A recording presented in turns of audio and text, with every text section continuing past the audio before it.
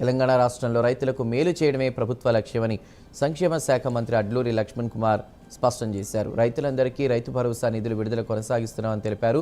జగిత్యాల జిల్లా ధర్మపురి క్యాంపు కార్యాలయంలో ఏర్పాటు చేసిన మీడియా సమావేశంలో మంత్రి అడ్లూరి లక్ష్మణ్ కుమార్ మాట్లాడారు. మాజీ ముఖ్యమంత్రి కల్వకుంట్ల చంద్రశేఖరరావు నేతృత్వంలోని భారత రాష్ట్ర సమితి పాలనలో తామే రాజులమన్నారని, 10 ఏళ్లు ఆర్థిక సంక్షోభాన్ని సృష్టించారని, అభివృద్ధి శూన్యమని విమర్శించారు.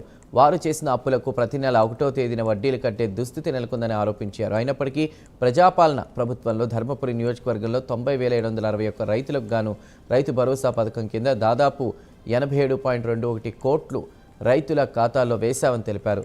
జగిత్యాల జిల్లాలో మొత్తం 2,29,213 రైతులకు గాను దాదాపు 243.40 కోట్లు, అలాగే తెలంగాణ రాష్ట్రంలోని అన్ని జిల్లాల్లో ఇప్పటివరకు 70,40,286 రైతుల ఖాతాల్లో దాదాపు 875.96 కోట్లు జమ చేశామని మంత్రి వెల్లడించారు.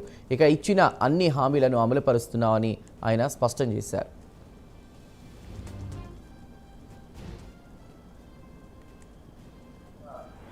ఈ ప్రభుత్వం ఇవ్వదు, రైతు భరోసా ఈ ప్రభుత్వం ఎగకూడదు అని చెప్పేసి మాట్లాడినటువంటి టీఆర్ఎస్ పార్టీ నాయకులకు రైతు ఆశీర్వాద సభలోపట ఈ రాష్ట్రంలో సుమారు 70,40,286 మంది రైతులకు నేరుగా వారి అకౌంట్లో సుమారు 275.96 రూపాయలు వారి అకౌంట్లో జమ కావడం జరిగింది.